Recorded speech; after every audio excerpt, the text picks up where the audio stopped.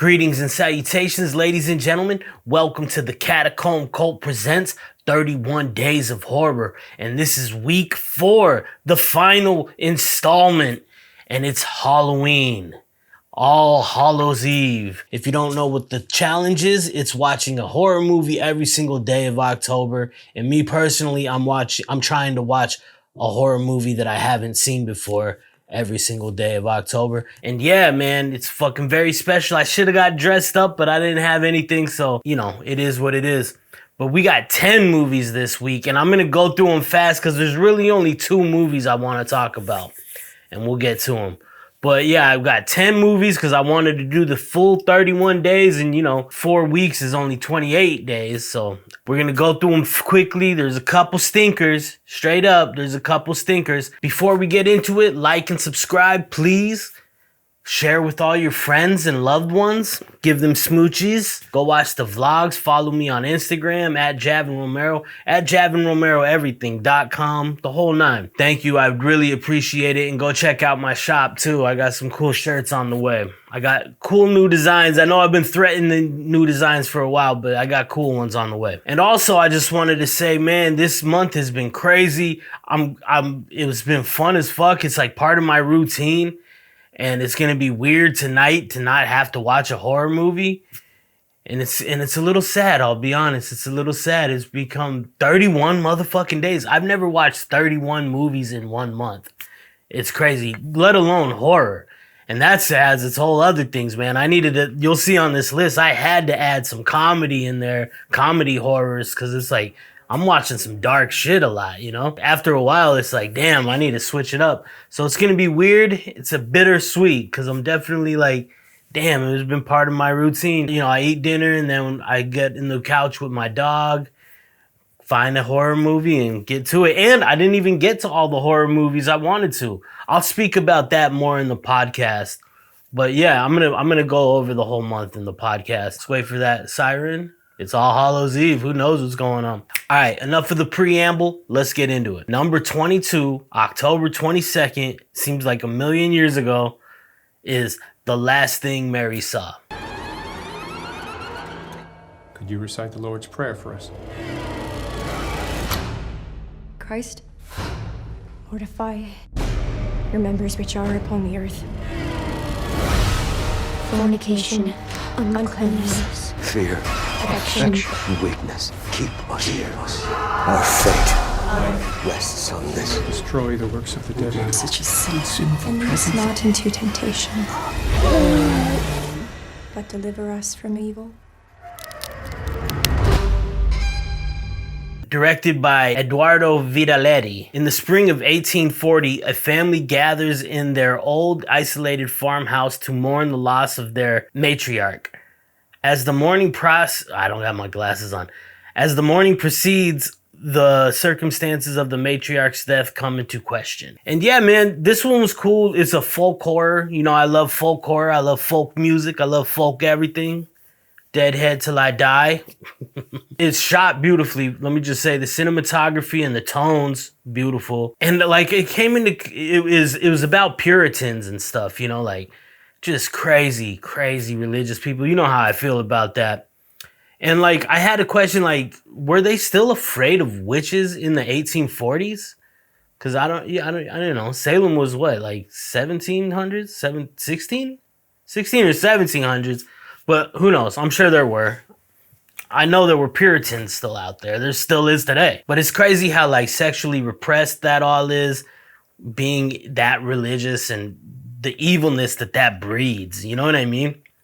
So this movie was great though. It brought to mind like The Crucible. It wasn't the most exciting movie, but I liked it. There's just something about folk horror that, you know, does it for me. Go watch this movie. There is a tone of like constant cruelty though. It's like, it's real dark and bleak, man. But all right, let's move on. Number 23, not The Watcher. That's the Netflix show. Just Watcher. Sometimes I just look at people. Just tell me what you want me to do. I want you to believe me. I was sure that you'd see me. I heard screaming from in here, okay? Just open the door, please. Dreaming up an old pretty girl looking back at me. has really noticed before.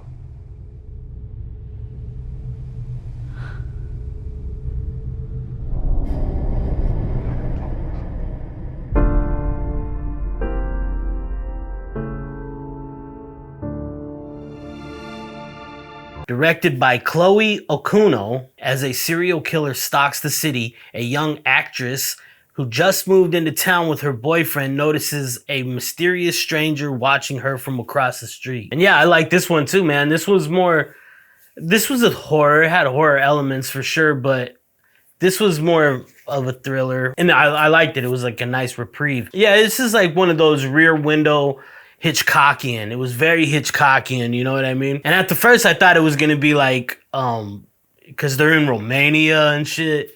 I was like, oh, is this gonna be like Dracula shit? Like, why'd they pick Romania? But it looks like a cool city, so maybe that's why. And I thought it was gonna be maybe related to Dracula because she bought a little Dracula for her boyfriend, like a little bobblehead Dracula, and I was like, huh, is this gonna be one of the bait and switch? But no, it was a serious movie. Very realistic. The main actress, she kind of reminded me of like Gwen Stefani. She kind of looked like Gwen Stefani. She was great though. She was great. And the last 15 minutes are definitely the most exciting. It's a slow burn, but it's not like a boring slow burn. You know what I mean? So go check that out and we're moving on. Number 24, we got Pearl. I know what I've done. Bad things.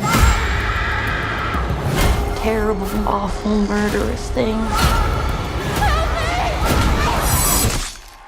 I want to be loved from as many people as possible. But truth is, I'm not really a good person.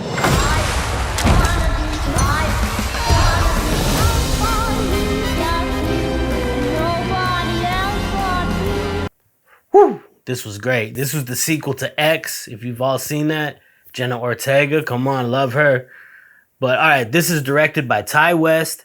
And it's about trapped on an isolated farm, Pearl must tend to her ailing father under the watch of her mother. Lusting for the glamorous life she's seen in movies, Pearl's temptations and repressions collide. Yeah, and this was fucking phenomenal. Better than X. And X was one of my favorite horror films of the year at that time. At that time, because we got some coming up. But at that time, X was phenomenal. I thought it was great. Great story. Good throwback shit, you know. Pearl, I think, blew it out the water. It was great. Mia Goth is like incredible. Incredible. And I didn't know she's credited as writing this, so she wrote this too. That's badass, man. She's a badass. But she was hauntingly, fuck, man, I don't even know, like maniacal. She was incredible. It gave me like a twisted Wizard of Oz type feel, like with her riding the bike, like the Wicked Witch and shit. Her mother was just like hard. She's like a hard lady. But we come to find out that she knew Pearl had these like proclivities to violence and like crazy thoughts. So maybe the mom was just being super hard to like try to break her out of that. The mom was pretty much fed up with life. You could tell the husband is like an invalid. They have to take care of him. They spoon feed him and all that. So I imagine that'd be pretty hard, especially back then. But the dad also, he has this disease. I don't know what it is. They never really say, but he seems cognizant. Which would be a living hell for me.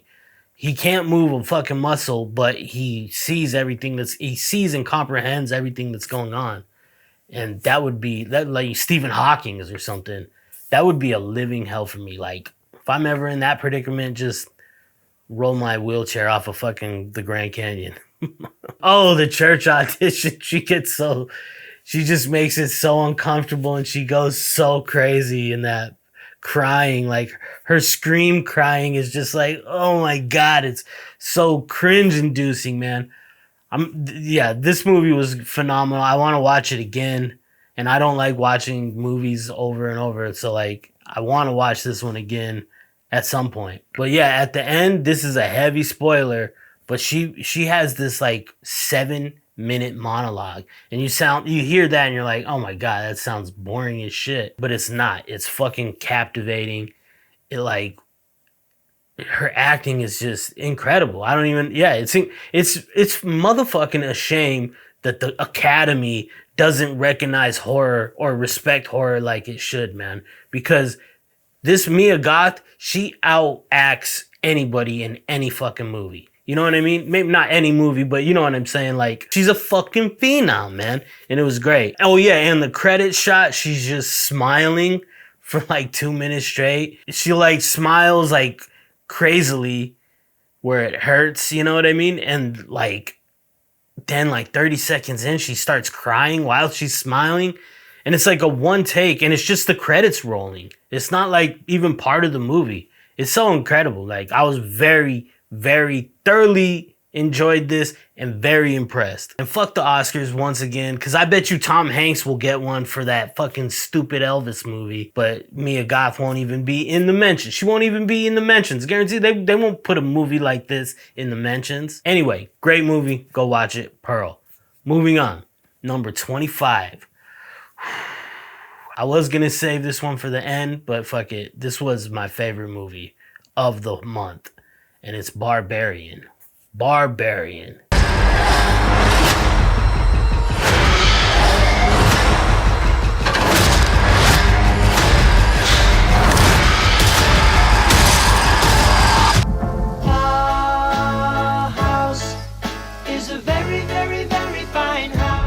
Directed by Zach Kreger, a young woman discovers the rental home she booked is already occupied by a stranger.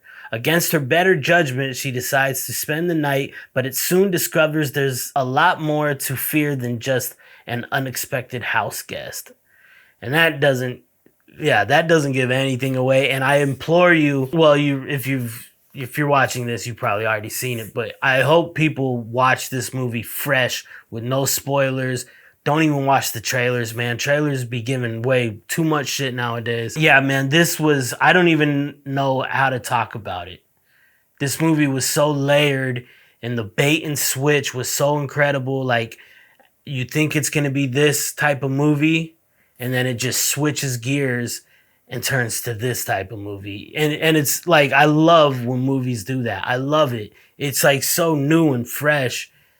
And like, yeah, I just wasn't expecting it. And I can't say anything negative about this movie. It was kind of foreshadowing with the sound design, because you think it's going to be just about this crazy guy who booked at the same time as this pretty girl.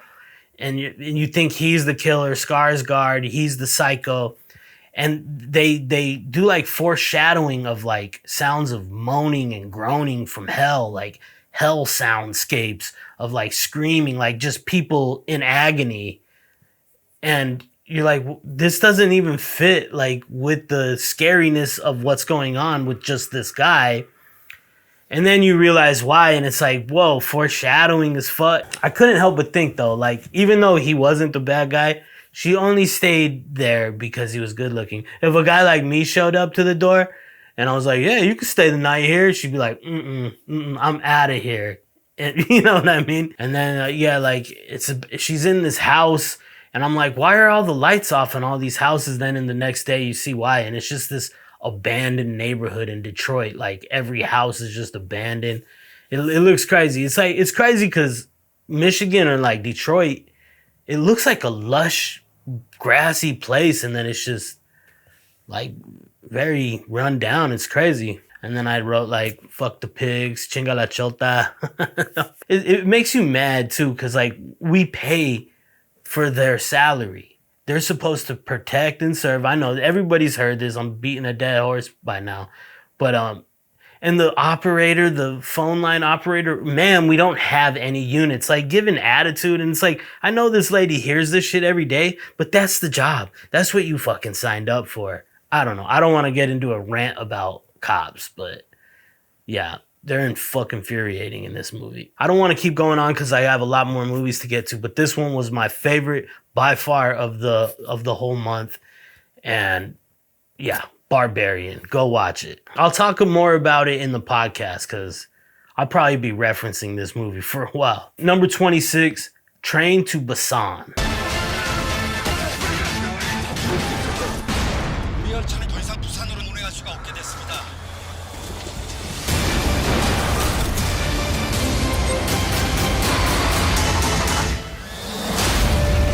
Director Yeon Sang-ho. A man, his estranged daughter, and other passengers become trapped on a speeding train during a zombie outbreak in South Korea.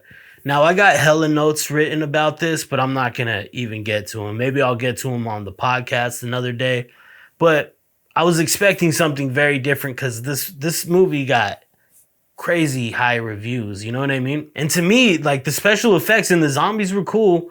Like, they were energetic, and the whole being trapped on. I'm not really a zombie guy per se. I like some movies. I like the old George A. Romero movies and stuff, but I'm not like, Walking Dead kind of soured my whole shit to, it was like cool the first 2 seasons. Then I was just like, man, I'm over fucking zombies. You know what I mean? Zombieland was good, but that was more of a comedy, But I was into this movie. I was like, hell yeah.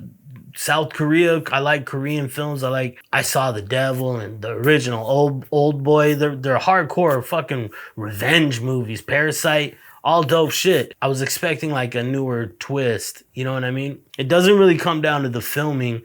It's more the writing aspect. The characters do insane, stupid stuff.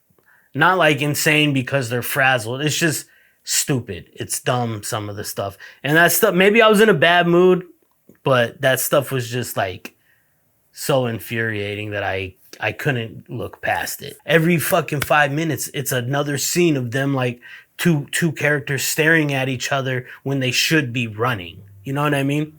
And it's every 5 minutes. Like, it's crazy.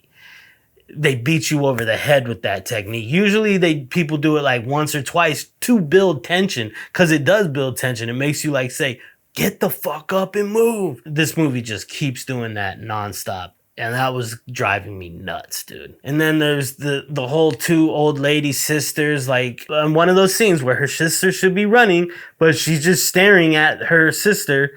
They're 2 old ladies, and yeah, she gets killed.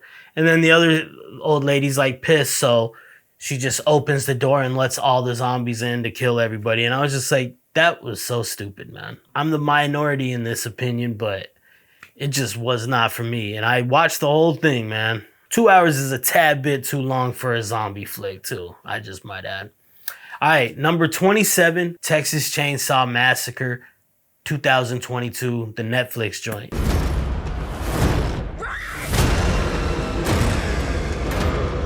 Looks like it's you that he wants. I'm not gonna let him kill you. Fear no evil. Fear no evil.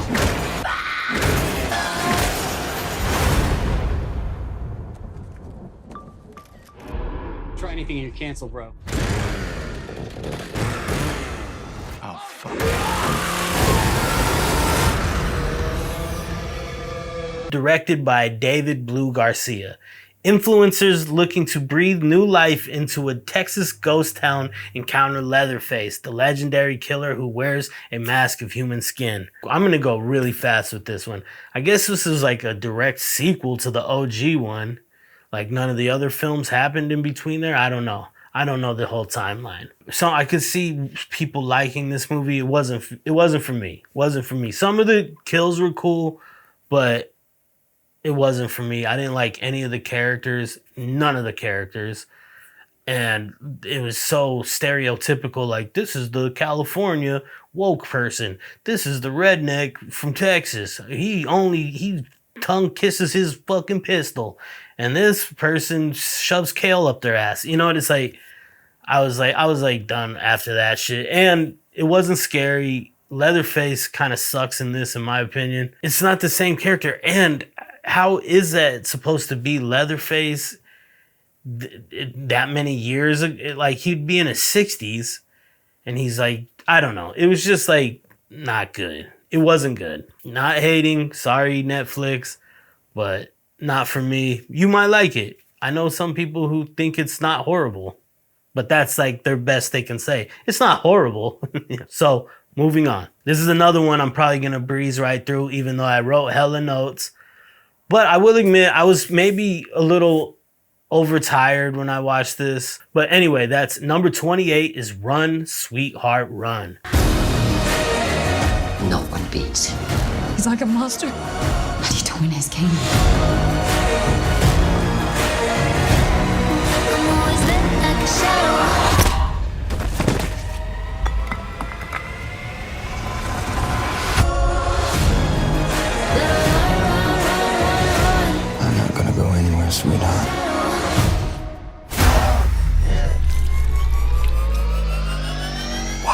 you.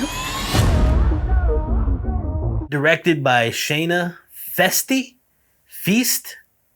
Shayna Feast. After what begins as a dinner with the client, a single mom finds herself haunted by a monstrous and seemingly unstoppable assailant. Now, let me just say this first off. I know last episode I talked about The Invitation, which was about Dracula and his wives and shit. And I said I love all iterations of Dracula and vampires. I don't know if this guy was a vampire. I think he was an angel, I guess.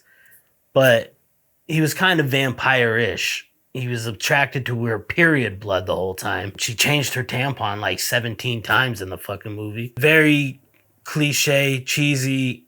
It was kind of cool. I liked the tones, the colors, like filming aspects.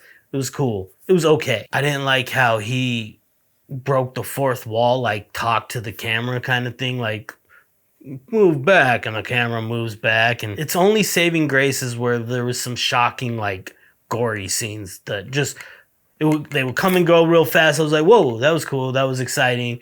Got you going for a second. Like, whoa, maybe this is going to be cool. And then no. Oh, yeah. And the cut on her head, like the practical effects was shit. Horrible.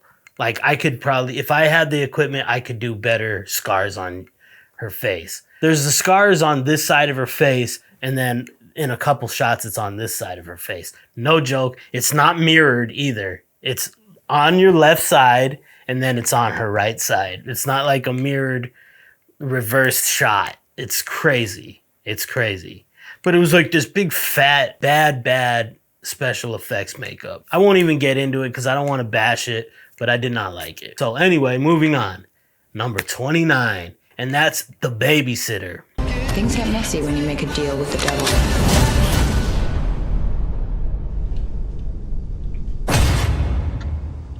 Why is he shirtless? That's your first question? There's only one way to end this, Cole. Fuck you!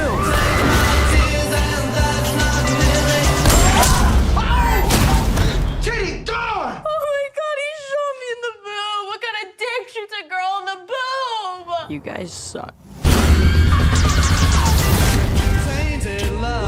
Directed by McG. A 12-year-old Cole finds out his beloved babysitter belongs to a murderous satanic cult of teenagers. Sorry to making me laugh. Colt must put his crush for his babysitter aside and escape their grasp before they sacrifice him for personal gain. This is exactly what I needed. This was hilarious. I thought this movie was hilarious. It was funny, shot beautifully, kind of nostalgic feeling, you know, kind of like The Burbs or something. This is exactly what I needed to like break up, especially coming right after She Walks or Run, Sweetheart Run and Texas Chainsaw Massacre. This is exactly what I need. The gore was incredible. I love these funny, it's like nostalgic for me. Reminds me of like Fright Night, Idle Hands. I loved Idle Hands as a kid. So I love these horror comedies. I wish there was more of them, man. I didn't even write too many notes. I just like watched this start to finish, no pausing for notes, anything like that. I was like, this house is incredible. First of all, they did pick like some crazy house. And then, yeah, like the shock when the babysitter finally stabs the kid in the head. I mean, I kind of guessed it just the way they were sitting playing Spin the Bottle. I was like, this looks kind of like a satanic ritual kind of thing going on, you know? I had that inkling and I was like, who is this nerdy kid who's not, he doesn't seem to fit with the other crew and all that. And then when she stabbed him in the dome though, I was like, oh shit, like laughing. Oh shit. Like it was great. That's why I wrote LOL. Oh shit.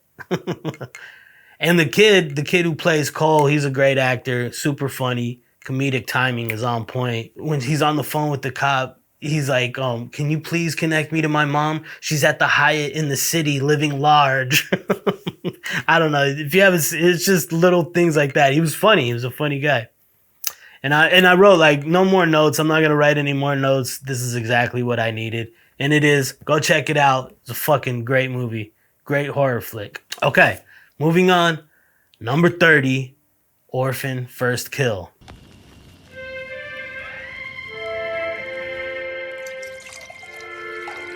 You got Mommy, I made it for you. Take a little and let your poor heart break a little. That's the story of the story of the story of the story of. The mother protects her family.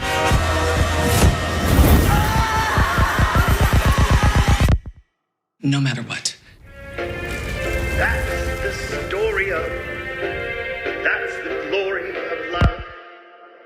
Director William Brent Bell, after escaping from a psychiatric facility in Estonia, Esther travels to America by impersonating the missing daughter of a wealthy family. Yet an unexpected twist arises that pits her against a mother who will protect her family at any cost. You know, this movie was good. It wasn't as good as Orphan 1. The first Orphan. I really enjoyed that movie. This movie just got strange because it added people who were more crazy than Esther. Julia Stiles and her son are psychopaths, and Esther should be the only psychopath in the movie. So the story goes, the brother killed his sister. They don't really get into how he did. Like, was it an accident? Was it deliberate? I mean, by the way he acts, he's not remorseful at all and seems like into it and almost proud of it. So anyway, the mom covers it up to make it look like the daughter went missing and this and that. And then the orphan comes into play, you know, Esther. They battle like, don't tell the father. And it's like, it's just a weird movie, kind of. Like, you can't have two psychopaths. You know what I'm saying? I mean, I guess you can, but you got to figure out a way to write that a lot better. Because Orphan is the psycho. You know what I mean? And she's not driving anybody crazy. Like in the first one, she's driving the mother, Vera Farmiga, crazy. Like, everybody thinks of her as crazy. Like, this girl's not what she's saying she is. It's freaking me out. And the dad's like, you know, oh, chill out, you're going crazy. So it makes the lady go, you know, you need that kind of like driving thing in this kind of movie, you know? Another beautiful house. In Orphan 1, it was a crazy dope house. And this one is, man, I guess that's the key to a good horror movie, on like a dope house. That should be like production's first job. Find a dope house. But anyway, this was like, it was like whatever, you know? It was okay. It wasn't horrible. Didn't touch Orphan 1 though. I will say that. Orphan 1 was great. It had good son kind of vibes, you know what I mean? This one was more like, yeah, you just can't have two psychopaths. It wasn't even two. There was three. The brother was a fucking psycho too. So it was just too much clashing where it almost like victimizes the orphan Esther. You almost feel bad for her. Like, am I rooting for Esther right now? Like, she's a psychomaniac, you know what I mean? Moving on to the final movie of the week. Final movie of the month. What am I talking about? Kind of sad. I wish I would have ended it with Barbarian. I should have watched Barbarian last. But when it came out, I was like, oh shit, it's available to stream. I have to watch it, you know what I mean? But this is the final one. Number 31, October 31st, All Hallows Eve is The Babysitter Killer Queen. We finish this, we have to go back down to limbo.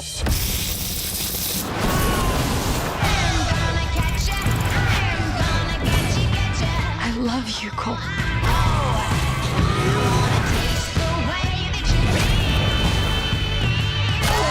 Finally found my dick, Cole! Could this night get any more erotic? Hey, Coley. I know, it should have been something else, but I wanted another comedy because The Babysitter 1 was great. And I should know by now, sequels ain't all they cracked up to be. Sometimes they're good, sometimes they're just stinkers, because this one had for sure funny moments. The dad is way funny in this movie. Like, I'm glad he got more of a role because he's fucking funny. But this one's supernatural. This one's actually like the killers from the first one come back as demons or whatever. Like, the first one's funny because it's like absurdness in a real world. You know, everything's grounded in realness. This one hype, not realness, of course, but like this one is like, okay, people are flying now. People are getting disintegrated by just staring at them. And it's just, I mean, these movies, I guess, aren't supposed to be about the story, but the first movie was a good story. So I don't get like why they went down this path, because the kid's still funny. He's like, I mean, the first movie he was supposed to be 12, and this one is 2 years later. He's supposed to be 14. Fucking kid looks 21, but whatever. Jenna Ortega's in this though. I think this is 2000, so this is way before X and all that. I mean, there was like just funny little things in this, like little funny things that made it tolerable. Because if it didn't have that, if the jokes were like shitty, I would have tapped out. But they had like the 8675309. 8675309. I thought that was funny. Nice touch. But anyway, so I'm gonna cut this one short too. I should have saved Barbarian for Halloween night. I know it. And there's some honorable mentions that I never got to watch, like The Innocents, Resurrection I wanted to watch, Unsane I wanted to watch, and some shows I wanted to watch. I haven't watched any TV shows this whole month. And, I saw Guillermo del Toro came out with something on Netflix. Midnight Club's out there. I think American Horror Story's out there. But it's too much horror for me for right now. I'm going to have to take a little break and watch, finally finish The Lord of the Rings. This was a fun month though, man. I loved it. Out of all these, watch Barbarian. If you're gonna watch one movie from all these 31 motherfucking movies, watch Barbarian. Leave some comments. Let me know what you watched, and like and subscribe. And thank you very much. This has been the Catacomb Cult. I am your intrepid host, your humble host, Javin Romero. And yeah, I want to make some motherfucking horror movies now, and I hope you do too. So, all right. Peace out. Love you. Smooches. We're out of here. Established in 399 BC, this is the Catacomb Cult.